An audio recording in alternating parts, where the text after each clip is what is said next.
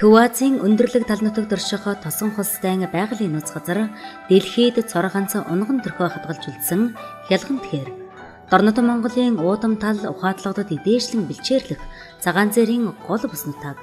Өвлийн ихэнх сар дундаа орсон энэ үед хахир хүйтэн өвлийг даван туулахаар энэ л миний төрсөн нутагдаа гэсэн шиг хялганд тал хэрийн нутгаа зорин ирдэг зэрлэг тууртан инэмтэн тосон хулстайг сүр бараатай болгох шиг. Хэдэн 10,000-аараа сүргэлэх зэрлэг тууртан амтны их нүүдлийн цуваа тал хэрийг бүрхэн байх зураглал зөвхөн Дорнод Монголын хялганд талд бий. Гэвч Монголын тал хэрд тохиолдох зээрийн их сүрэг нүүдлийн цуваа жилжилт багассаар байна. 2012 онд Дорнод аймгийн нутаг дэвсгэрт хийсэн судалгаагаар 2 сая орчим толгой цагаан зэр тоологдож байсан бол 2016 онд 699 мянган толгой цагаан зэр тоологджээ. Богино сүлтэй хул шаргал цэстэй энэ амтан байнга бэлчээрсэлгэн нүүдлэж байдаг ч өвөл зундаан тосон хулстайг тойрохгүй. Учир нь тосон хулстай цагаан зээрийн төлөлөх, идээшлэх бэлчээрийн цөм нутаг. Тийм ч учраас 1998 онд улсын их хурлаас тогтоол гаргаж улсын тусгай хамгаалалтанд авсан байдаг. Гэтэл зэрлэг тууртан амтан энэ жил тосон хулстайд тоотой үзэгдэх болж энэ бол тэдний нутагт хар төмөр 2 сар тажигласныг. Улсын тусгай хамгаалалтын газар нутагт үйлдвэрлэлийн зорилтоор хадлан бэлтгэхийг тосон хулстай хамтын менежментийн зөвлөлийн дүрмээр хоригдогч энэ жил шатчатандаа хариуцлага алдаж тосон хулстай байгалийн нөөц газарт хадлан бэлтгэлээ. Тосон хулстай байгалийн нөөц газарт 2 аймгийн 5 сумын нутаг хамаардаг бөгөөд хамгийн их талбайг буюу 41% нь хөлбөмбөр сумын нутагт харьяалагддаг байна. Энэ жил нийт газар нутагт 77 хадлагын салаа ажилласнаас Хинти аймгийн Баян-Овоо суманд 5, Норивлон суманд 1 хадлагын салаа ажиллажээ. Харин Дорнод аймгийн Хөлбөмбөр суманд 14, Баян-Түмэн суманд 5, Цагаан-Овоо суманд 54 хадлагын салаа ажиллаж, тосон хулстай байгалийн нөөц газрын 30 орчим хувь нь хадагдсан тооцоог тосон хулстай хамтын менежментийн зөвлөлөөс гаргаад байна. Ингэж тусгай хамгаалалтын газар нутагт хадлан бэлтгэсэн шалтгаанаа нийт нутгийн 60% ган гачиг болсноос үүдэлтэйгээр гаргасан засгийн газрын 186 дугаар тогтоолтой холбон тайлбарлаж байгаа хэдий ч тус тогтоолд зарим шаардлагатай хадлагын талбайг унж өгөх сэлгэх, өөр аймгийн нутагт хадлан бэлтгэх гэрээ хийж зохицуулах гэж заажээ. Нэг үгээр бол энэ тогтоолд тусгай хамгаалалтын газар нутагт гэж заагаагүй байгааг дахин тодтогъё. Дорнод аймгийн засаг даргын орлогч Гамбатаас байгаль орчин аялал жуулчлалын сайдад улсын тусгай хамгаалалтын газар нутагт аймаг сумын үүсдэжлийн аюулгүй нөөцийг бэлтгэх, цаг хүндэрсэн үед отор нүүдэл хийх талаар дэмжлэг хүссэн албан бичгийг 8 дугаар сарын 8-нд бичжээ. Тус албан бичгийн хариу ирээгүй байхад буюу 8 дугаар сарын 16-нд Хөлбөмбөр сумын засаг дарга Ган Хуягт Төв аймаг Дорнод аймгийн хамтран ажиллах гэрээний хүрээнд Төв аймагт 5,000 га талбайг хадлагын зориулалтаар ашиглуулах чиглэл өгчээ. Энэ дагуу 8 дугаар сарын 22-наас Хөлбөмбөр сум, Төв аймгийн Сүмбэр сумын хооронд хадлан хадах гэрээ байгуулагдаж, тосон хулстай тусгай хамгаалалтын газар дайхрын аршааны ард талд 5,000 га талбайд хадлан хадах үйл ажиллагааг 45 хоногийн хугацаанд ашиглуулахаар тусгасан байна. Энд бол хадлан гаргахыг бол ерөнхийдөө хоригдбий. Ягаад тусгай хамгаалалттай энэ өдөө газар нутгийг бол хөндөгтэй газар уух барих энэ зүйлэр ер нь бол хязгаартай шүү дээ. За урд жилүүд бол манайх ер нь хадлагын ингэж үйлдвэрлэлийн зорилтоор хадлан тусан устай байгалийн нөөц газартаа ер нь оруулж байгаагүй. Тусгай хамгаалалтын газар нутгаар манай аймгийн одоо засаг даргын орлогч Гамбат гээд дээр нь одоо байгаль орчны яамтай хамтраад энэ тусгай хамгаалалтын газар нутгаар энэ 2017 онд хадлаа хадах юм тодорхой хэмжээний хэлцэл бий болгосон юм байна лээ. Тэгээ ингээд 5,000 га газарт бол Төв аймгийн хадлангууд орж ирсэн. Цаг хугацаа юу маш богино байсан. Тэгээд олон тооны хадлан орж ирээд одоо тэгээд хад гэсэн зөв дээрээс шаардлагатай болохоор тэгээд яалтч бол хадуулсан байгаа юм л. Байгаль орчны яамд бол хүсэл тавьсан.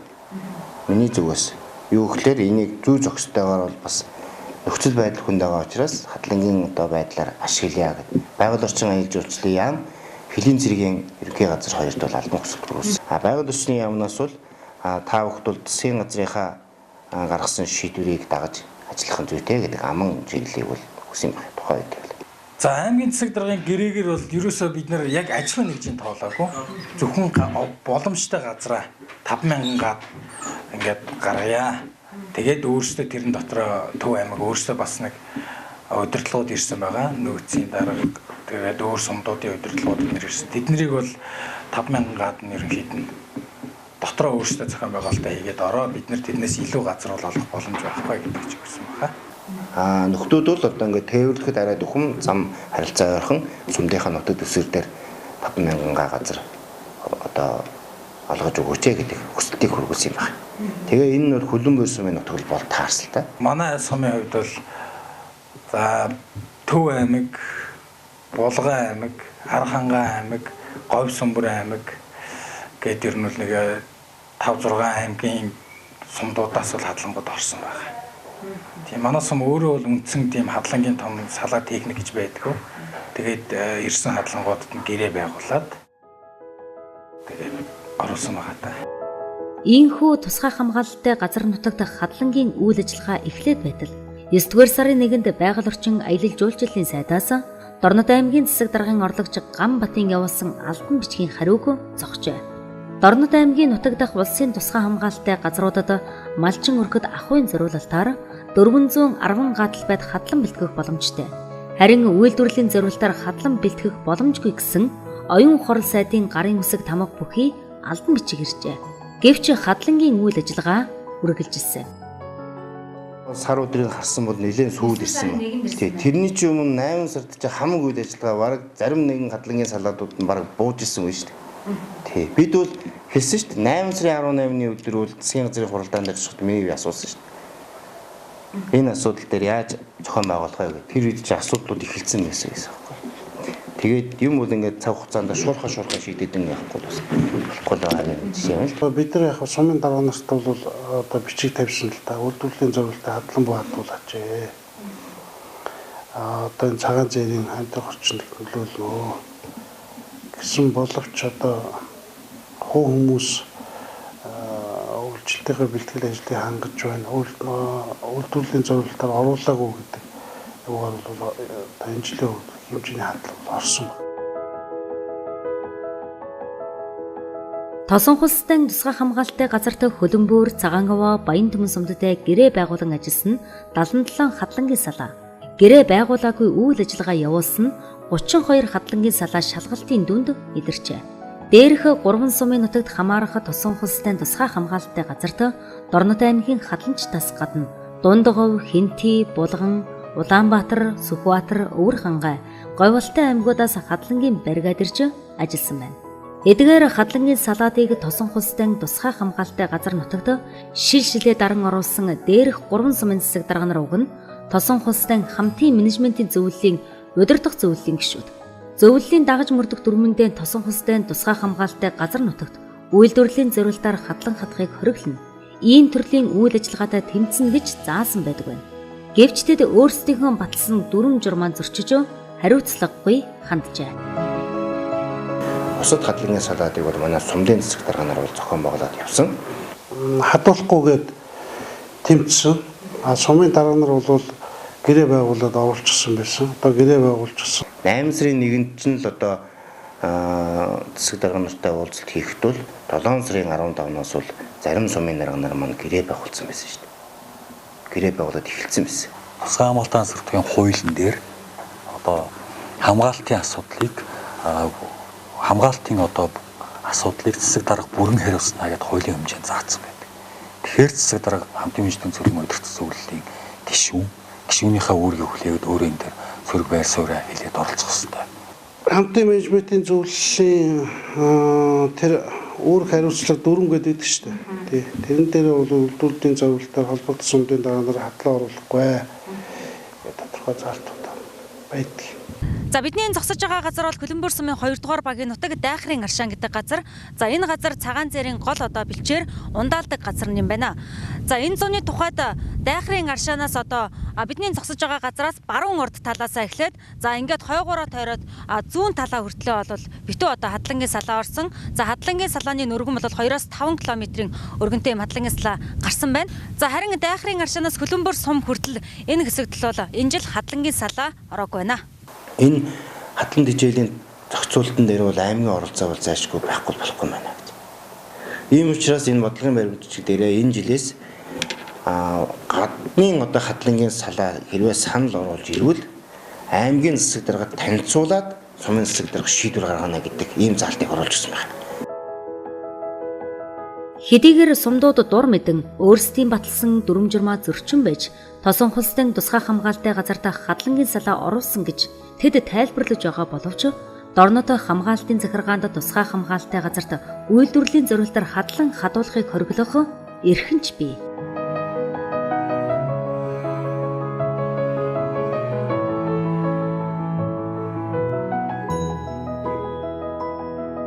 Дорнод талын хялган тэгэхээр эмзэг гадны нөлөөнд хурдан өртдөг экосистем бүхий газар нутаг. Энэ газрыг олон зууны туршид байгалийн унган төрхөө тогтвортой хадгалан өнөөг хүртэл оршин тогтноход цагаан зээрийн сүргийн нөлөө асар их. Цагаан зээрийн байгаль дээрх ач холбогдол гэх юм бол Магчин зэрлэг ан амьтдын эцэст жилийн нэгдүгээрт болон хоёрдугаарт энэ хялган тэр гээд одоо энэ бид нарын явж байгаа энэ хялган тэр тал нутгийн одоо нөгөө нэг хялганы гэдэг өвсийн үрийг газар руу шингээж одоо гიშгэж одоо яаж өгдөг нэгдүгээр тийм ач холбогдолтой. Хоёрдугаар болохоор нөгөө нэг би сая хэлсэн нөгөө нэг юуны зэрлэг ан амьтдын одоо чон гэдэг юм уу үүнийг харьцсан эдштэй жил болно. Гуравдугаарт одоо юуны одоо ялгац гэдэг юм уу бас югаараа бордоо болж одоо сэгзэмээрээ бордоо болж ийм бордоо болдог. Тэгээд энэ бордоо нь болохоор энэ ялгаан дээрийг тал хэрийг ургуулах юм нөхцөлийг бүрдүүлдэг ийм гурван том ач холбогдолтой юм амьтан байгаамаа.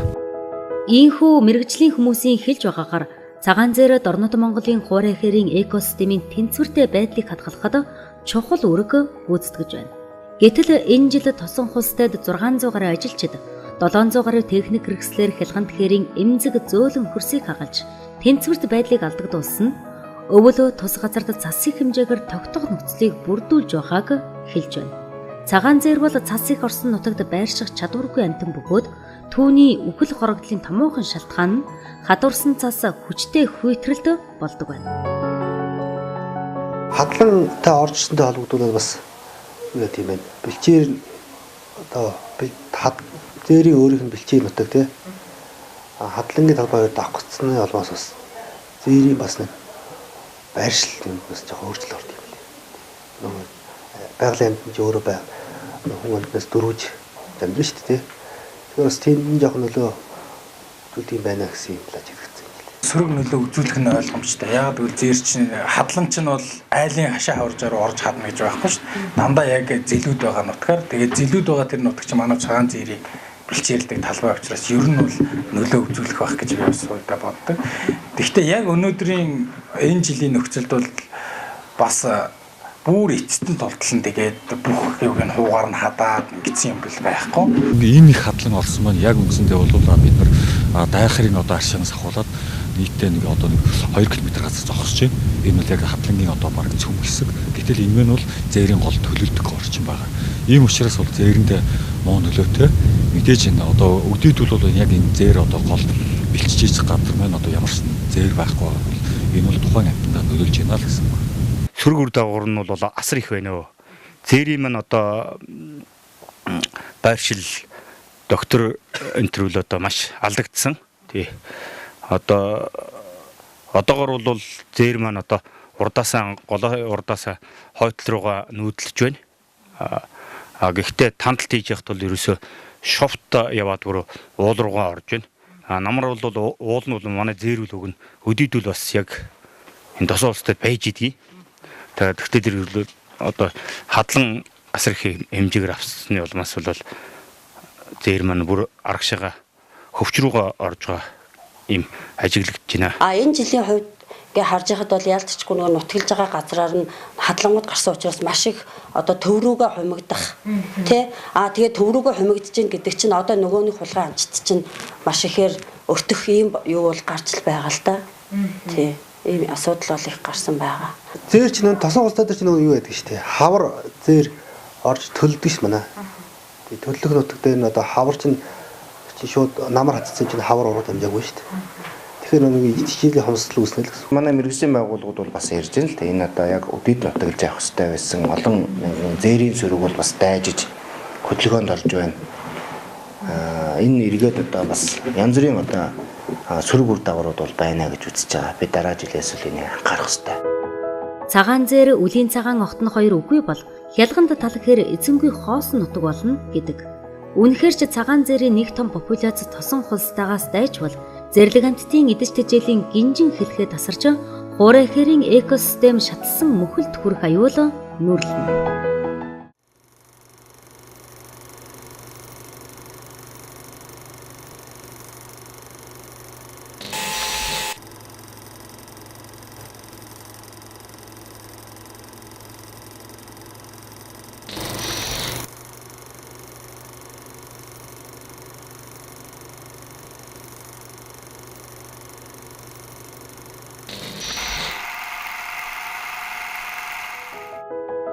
Дэлхийд тэр дундаа Монгол оронд хамгийн олон тоогоор сүргэлэн амьдардаг зэрлэг салаатуурайтан цагаан зээрийн амьдралд хууль бусан үеийн үед занал хийсээр ирсэн.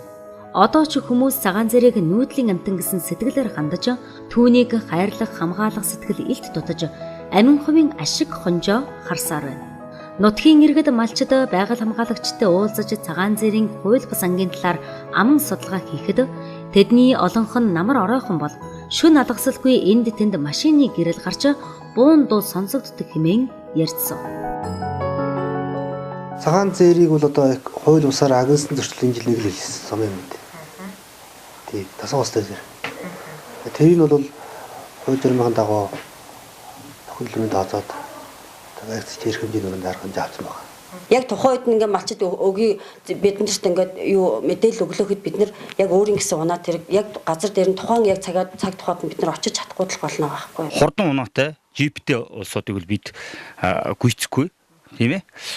Биднэрт өнөө техник хэрэгсэл байна. Өөрхий те энэ төрийн бас байгууллага тенси байгууллага маань одоо энэ тос улстай дэмжиж асар их дэмжлэг үзүүлдэг. Одоогоор Японы Ямаха моцикл байна.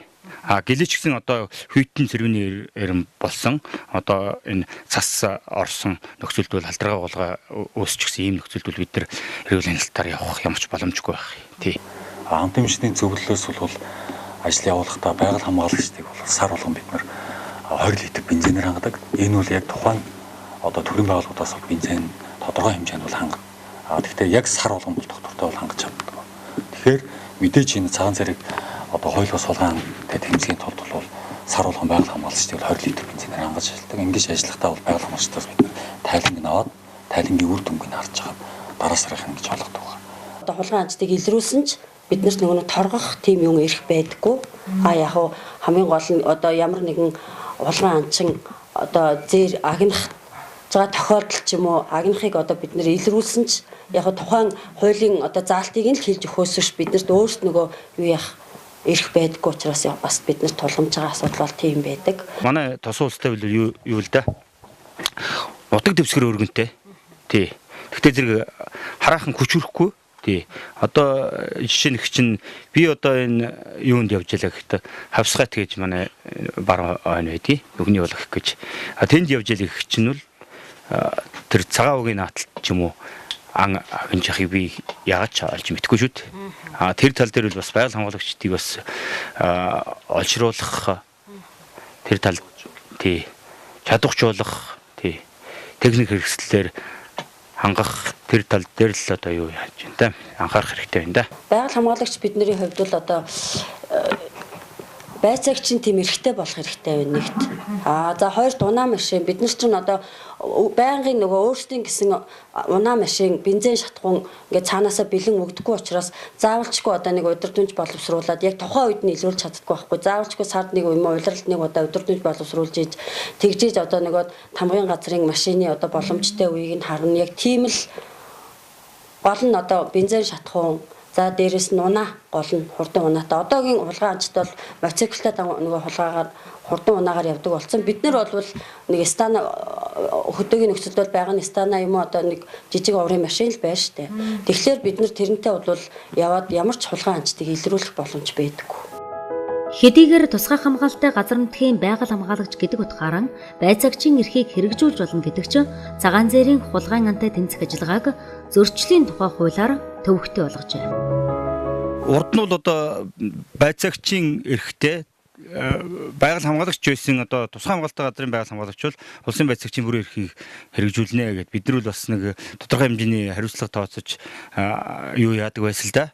Арга хэмжээ авдаг байсан.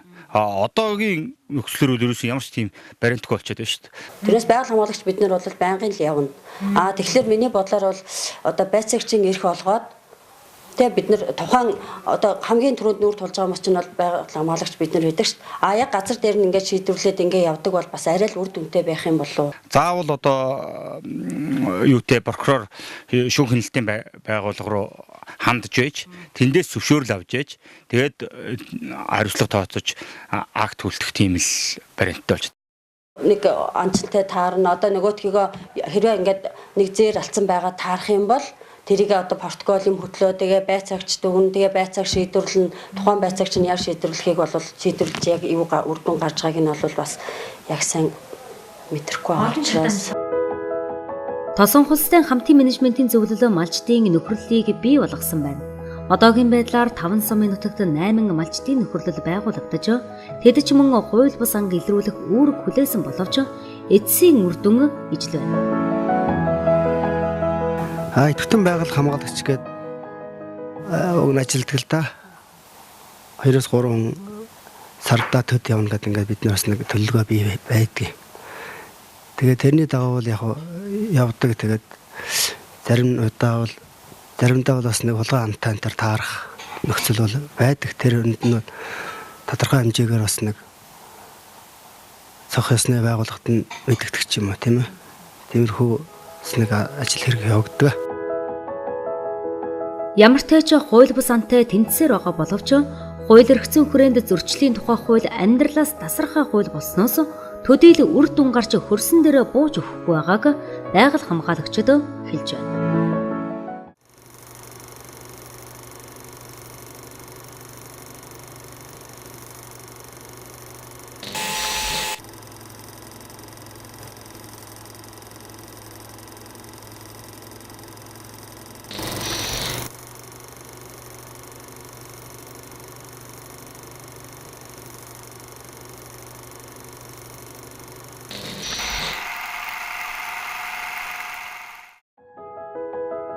Тосон хулстай малчдын нөхөрлөл хөдөлмөрөө хоршиж амьдрал ахуйгаан дээшлүүлэх замаар байгаль орчноо хамгаалах, ялангуяа цагаан зэрийн амьдрахад таатай орчинг бүрдүүлэх чиглэлээр үйл ажиллагаа явуулдаг. Тос бус нутагт жил ирэх тусам малын тоо толгой өсөж бэлчээрийн дац нэмэгдэж байгаа нь цагаан зэрийн бэлчээрийг шахаж эхлэх болж. Тиймээс малчдын нөхөрлөл мал аж ахуйг зохистой төвшөнд өсгөх, бүс нутгийн онцлогтой дасан зохицох замаар амьдрал ахуйгаан зохицуулж явна. Тосон хулстай байгалийн нөөц газарт 70 өрхийн 90 гаруй мянган толгой мал бэлчээрлэж мал аж ахуй эрхлэх гэрээ байгуулсан гэж дорнод тусгай хамгаалалтын газраас мэдэгдсэн. Гэхдээ бодит байдал дээр Монгол улсын иргэн хаанч амьдрах эрхтэй гэдэг утгаараа сүүлийн үед малын тоо толгой өссөөр байна. Тэгээд тос улсад 8 нөхөрлөл үйл ажиллагаа болж байгаа. Энэ 8 нөхөрлөлийг олон иргэдийн одоо нөгөө байгальд тогтоогдуулах нөлөөллийг багасгах үүднээс л байгуулсан байна.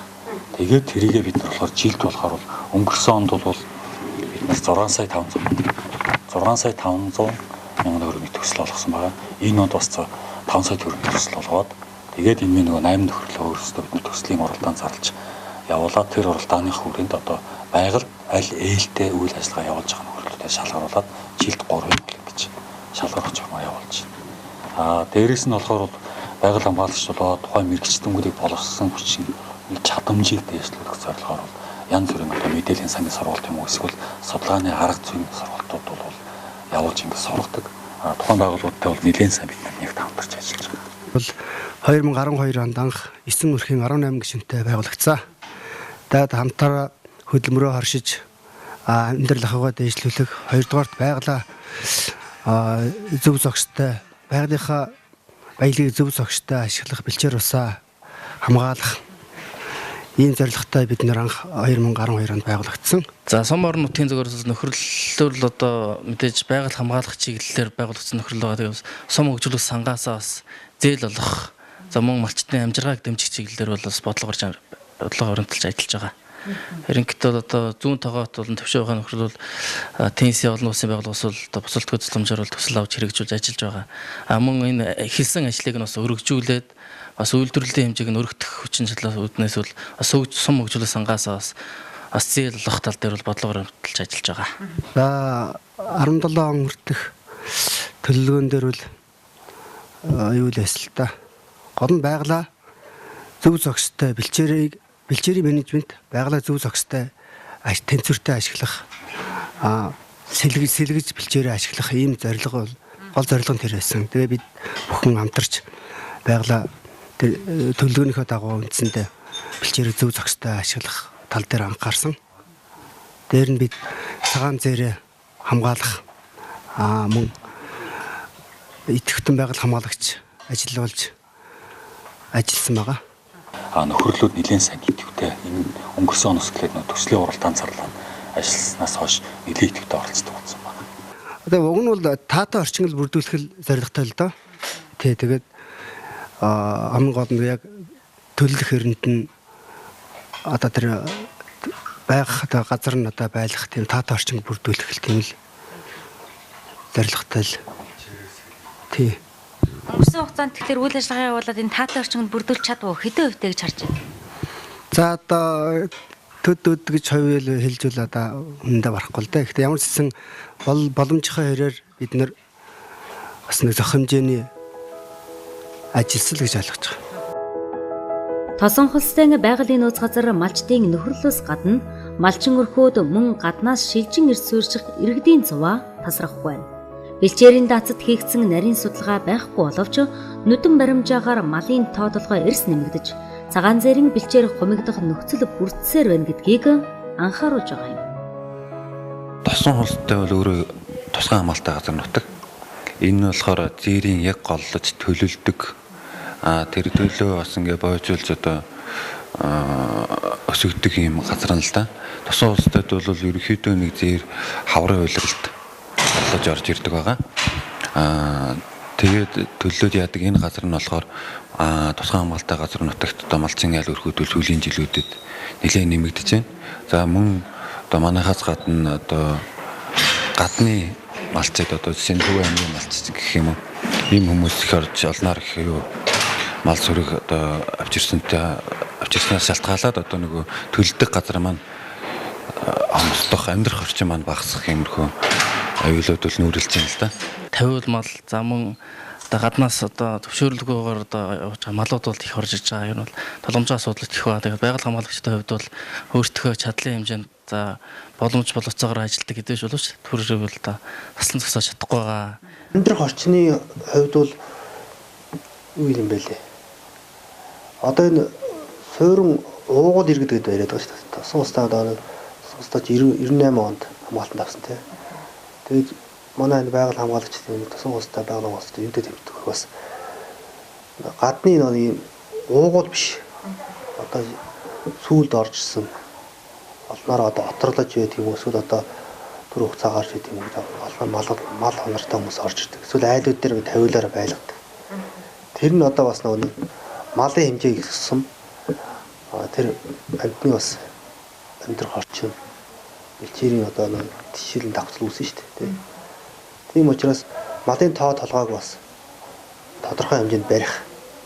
Дээрээс нь тэр тэнд амьдарч байгаа иргэдийг бүгдийн хооронд нь бүлэг болгож ажиллуулах. Амьдрал ахуйг нь зөвхөн ганцхан мал аж ахуй нэг толгууртай биш. Өөр одоо газар тариалж идэх юм эсвэл өшөөж жижиг өрхийн үйлдвэрлэлийн бас дэмжиж орлогын их усрыг яж юм бол малынхаа тодорхой хэмжээнд байгаа боломжтой. Тэгэхээр энэний эсрэг бол юу хийж ийм гэхээр аймаг орон нутагч тэр улсын онцгой комисч тэр одоо гадны малыг бол Дорнод аймгийн хэмжээнд юу яаж болохгүй оруулж ирж болохгүй гэдэг аймаг засаг даргын захирамж хүртэл гарсан байна. Хэдийгээр энэ одоо бас зарим тохиолдолд биелэлээ олохгүй байгаа ч гэсэн ерөнхийдөө бас зарим нүүдэл одоо шилжиж төлөвлөгөөнүүдийг бол хязгаарлаж байгаа гэж ойлгож байгаа. Тосон холстой хамтын менежментийн зөвлөлөөс цагаан зээрийн байршил гол бүс нутгийг тогтоож түүнийг хамгаалах зорилгоор хүзүүвч зүүх ажлыг хийж эхэлсэн. Одоогийн байдлаар 36 зэрэнд хүзүүвч зүүснээс 32 зээрийн байршлыг хянаж байна. Цагаан зэрийг бүзүүлсэн үнд одоо оруулж ирэхэд бол аюул төсөн хүндрэлтэй байдаг. Тэр их зардал тухайн хүзүүгч зүгт бол маш олон мэргэжлийн байгууллага татж авах шаардлагатай байдаг. Тийм учраас гадаадын одоо дэний өрцөө гэдэг энэ байгууллагатай нэлээд сайн хамтарч ажилласан. Эндээс судлаач нар мөн одоо манай Монгол орны хэмжээнд зэрлэг амьтны эмч гэж байдгүй. Тэгэхээр яг биологийн одоо зэрлэг амьтны эмч нарыг бид нар яг авчирч өөрч харуулдаг байна. Ингээд нэлээд том бүрэлдэхүүнтэй нэг 30 гаруй хүний бүрэлдэхүүнтэй дээрээс нэг 14-5 ийм машин мотоцикл байчилж хийж байна. Хүзүүвчийг зүүдэг. Тухайн одоо зээрэнд хүзүүвч зүүсний гол онцлог бол тухайн байгалийн нөөц газрыг одоо бид нар яг анхны үндэслэлийн боловсруулалтаа бол зээрийн гол төлөлдөх газар, тий зээрийн төлөлт явагдах газар гэж хамгаалтанд авсан учраас бол яг үнэхээр төлөлдөх юм уугүй юм уу? Тухайн зээрмэнд хэдий одоо га хэмжээнд одоо эдээшилж чинь тий тухайн одоо яг энэ хүзүүвч зүүсэн зээрүүдийн өдрийн бичглийг хүртэл судалгааг нарийн гаргаж байгаа. Тухайн одоо мониторинг судалгааны ажлыг бол сар болгон явуулж байгаа. Тэгээ ингээ явуулж явах явцад бол бид нар одоо цагаан зэрэг яг тухайн энэ газартаа одоо үнэхээр бид нар зайлшгүй энэ газрыг хамгаалтанд авсан зөв бэ нү буруу вэ нү гэдгээ гаргахын тулд сар бүр байгаль хамгаалсан мониторинг ажилтаар явуулдаг.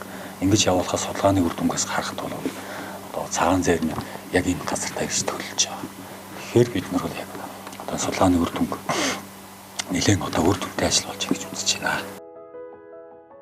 Мэргэжлийн байгууллагын судалгааны дүнд тосон хустай тусгай хамгаалтай газар яа харахгүй цагаан зэрийн нэг том популяцийн гэр гэдгийг нотлож байна. Тус бус нутгийн 70% нүүдлийн мал аж ахуйн үйл ажиллагаа эрхэлдэг буюу энэ нь малын бэлчээр гэж үзвэл үлдсэн газар нутаг цагаан зэрийн бэлчээр юм. Харин үүнийх нь 25%-ийг хадсан гэж тооцвол ердөө 5% нь унган төрхөөрөн үлджээ. Өнгөцгөн харахад багахан тоо мэт боловч цагаан зэр дайжих нөхцөл бүрдсэн. Дээр нь хууль бус антай тэмцэх ажиллагааг зөвхөн байгаль хамгаалагчийн л хийх ажил мэт хардаг тогтолцоотой.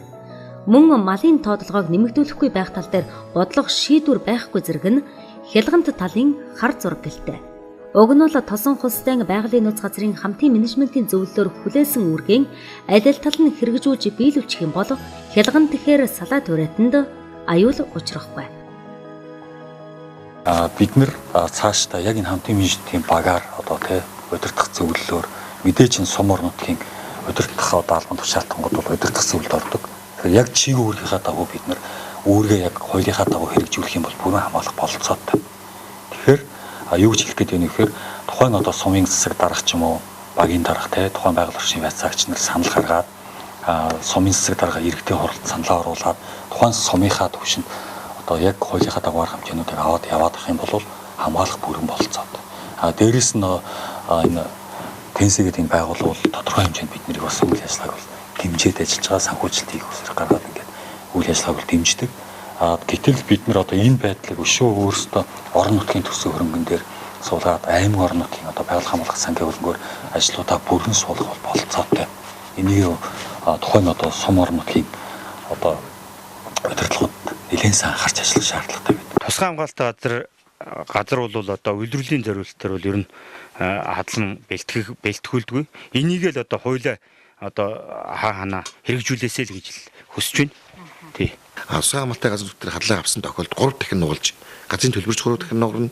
Тодорхой хэмжээний нийгмийн харилцааны үүднээс өсний фонд байгуулж байгаа тохиолдолд мөн 3 дахин нугална. Жишээ нь 500 бодлого үүсгэх бол 1500 бодлого солих хэрэгтэй байхгүй юу? За ингээ бид нар яг өөрсдөө нөөц судалгааг бүрдүүлээд юм бол авцсан. Тэгээд тусгай хамгаалтын газар аймгийн тусгай хамгаалтын газраас бол ийм санаачтай гаргасан юм бас ингээд зэрийнхээ одоо сөрөгт ийм тавьж өгөх бас нэг 500 бодлого үсэг. Тэгэхээр бид нар энэ өөрөө энэ хатсан одоо хатланчт биш те одоо ингээд нөөц юун дээр байж байгаа юм өсөд нурлц өсөд байж байгаа. Эндээс нь бид санал тавьж байгаа. 500 бодлого үсэг гаргаад манай тусгай хамгаалтын газар нутагт одоо шилжүүлье. Та нар одоо энэ намрал хангалттай хатлаа шүү дээ. Тийм учраас бол энийг эргүүлээд одоо яг хөө тэр зэрлэг амтныг одоо энэ өрсөлдөлийн нөөц хомсдох үед нь одоо яг тийчих бэрхтэй тэнхрүүлэх ийм зорилгоор хэрэгжилж байгаа дээ. Энэ бол байгаль их орноо хамгаалах ийм л зорилготой хэлтэй. За ер нь бол цаашид энэ бэлчээрийн даах зэрэг нэлийн манай сумын хувьд бас эрсдэл эхэлж байгаа. Тийм учраас цагаан зэрийн одоо энэ юунд бол нөлөөлөх нь бол ойлгомжтой авч байна. Дээрээс нь одоо мал маш их өсөж байгаа. Одоо юу гэдэг бэлчээрийн дац яаж байгаа учраас тэр зэлүүд байгаа нутгаа эзэмшийн тулд малчт маань бас нэлээд тарж байрлах болно. Тэгэхээр би зээрийн бэлчээрийг бас давхар шахах тийм үйл юм явагдах байх гэж бодож байна. Байгалийн нөөц газрын дэглэм дээрээ байгалийн унган төрхийг алдагдуулахгүйгээр аж ахуйн үйл ажиллагаа уламжлалт одоо аж ахуйн үйл ажиллагаа явуулж болно гэж заачсан. Тэгэхээр энд бол одоо яг тодорхой хуулийн заалт бариад орж ирж байгаа айлыг одоо хөөж гаргахад бол бас их хүндрэлтэй байна. Тэгэхээр сумдууд л одоо нээлж тэндээ бодлого барьж тэгээд даацыг хэтүүлэхгүй талаар газар зохион байгуулалтын төлөвлөгөөнд оруулаад ингээд явах юм бол энэ одоо зохицуултыг одоо бүгдээрээ л яаж шийдээд аль төвшөнд ойлголцоод ухамсарны асуудал байна. Гол нь одоо технологийн боловсрол олгох. Хэрвээ би энд одоо малаа оруулжлаа талхагдал үүсгээд за тэгээ бэлчээргүй болчих юм бол эргээд яах вэ гэдэг тэр ойлголтыг л ирээдүйд зөвл ойлгох тийм л асуудал. Хялганы толгой дээгүүр зээрийн сүргэд зэрэглэдэн хөвөх аниргийн тал нутгийг бид хамгаалах учиртай. Энэ мэд болох байдал эзэн гүйцэн цагаан зэрэг алсын алсад их нүүдэл хийхэд хүргэх үед